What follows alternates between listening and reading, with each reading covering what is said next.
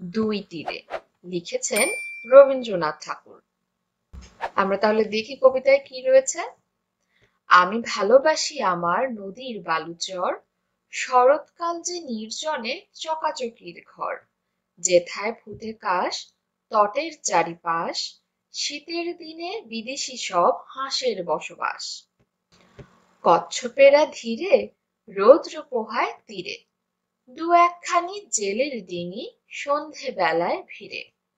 তুমি ভালোবাসো তোমার ওই ওপারের বন, যেথায় গাঁথা ঘন ছায়া পাতার আচ্ছাদন, যেথায় বাঁকা গলি নদীতে যায় চলি, দুই ধারে তার বেনু বনের শাখায় গলাগলি। সকাল সন্ধ্যা বেলা ঘাটে বধুর মেলা, ছেলের দলে ঘাটের জলে ভাসে ভাসায় ভেলা। সংক্ষেপে অর্থাৎ এই কবিতাটি আরো অনেক বড়, এখানে সংক্ষেপে এতটুকু পর্যন্ত কবিতাটি লেখা হয়েছে। তাহলে কবিতাটিতে অনেক সুন্দর সুন্দর কিছু মুহূর্তের কথা তুলে ধরা হয়েছে, আমরা সেগুলো একটু বোঝার চেষ্টা করি। আমরা কবিতায় দেখতে পেয়েছি কি একটি নদীর কথা বলা হয়েছে, তার কি রয়েছে, নদীর দুই পাশে দুটি তীর রয়েছে, নদীর দুই তীরে দুজন মানুষ বাস করে। একজন মানুষ ভালোবাসে তার নদীর বালুচর, অর্থাৎ নদীর পাশে যে বালু রয়েছে সে চরটাকে পছন্দ করে। শরৎকালে চকাচকিরা সেখানে ঘর বাঁধে। চকাচকি মানে কি, এক জাতীয় হাঁস। এর তীরে তীরে ফুটে থাকে কাশফুল এবং সেই নদীর তীরে সাদা কাশফুল দেখা যায়। শীতের সময় হাঁসেরা এসে ভিড় করে, কচ্ছপরা সেই বালুচরে রোদ পোহায়। সন্ধ্যায় জেলের ডিঙি সেই নদীর তীরে এসে ভিড় করে। অন্যজন ভালোবাসে বন, অর্থাৎ নদীর এক পাশে যে থাকে সে ভালোবাসে নদীর বালুচর এবং নদীর অন্য তীরে যিনি থাকেন তিনি ভালোবাসেন কি বন, যার আছে ঘন ছায়া। বনের ভিতর ঢুকলে দেখা যাবে সূর্যের আলো ঠিক মতো বনের ভিতরে পৌঁছাতে পারে না, সেখানে আলো ছায়ার খেলা থাকে। সেখান থেকে একটা রাস্তা এসে মিশে গেছে নদীতে। নদীর ঘাটে বধূরা আসে, ছেলেরা জলে ভেলা ভাসায়। অর্থাৎ নদীর ঘাটে কি ঘরের বউরা আসে, পানি নিয়ে যায়, গোসল গা সারে এবং ছোট ছোট ছেলেরা সেখানে খেলা করে, ভেলা বানায়।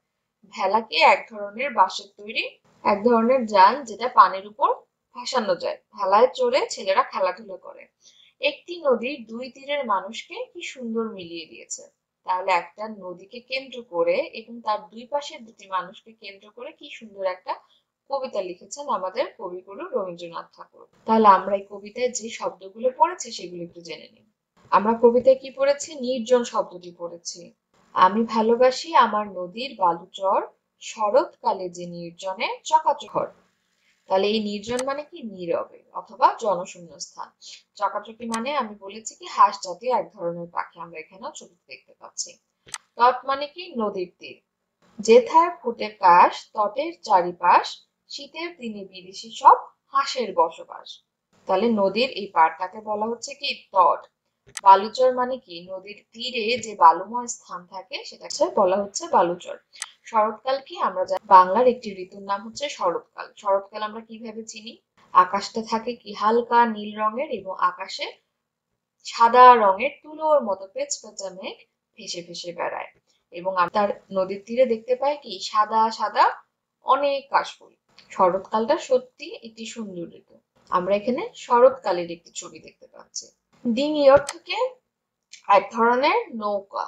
আমরা ছবিতে দেখেছি যে নদীর তীরে ছোট নৌকা ভেড়ানো হচ্ছে। আচ্ছাদন হচ্ছে কি, ছাউনি।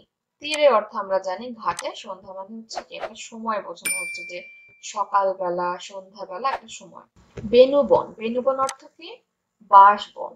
ভেলা অর্থ আমরা বলেছি, গলাগুলি অর্থ কি, আন্তরিকভাবে। আমরা এখন কি করব, ঘরের ভিতরে যে শব্দগুলো রয়েছে সেগুলো খালি জায়গায় বসিয়ে বাক্য তৈরি করব। শব্দগুলো কি, চকাচকিরা, আচ্ছাদন, তটে, বেনুবন, নির্জন, ডিঙ্গি এবং প্রত্যেকটার অর্থ আমরা জেনে নিয়েছি। এলাকাটি এত নির্জন যে গা ছমছম করে। নদীর ধারে চকাচকিরা দল বেঁধে ঘুরে বেড়ায়।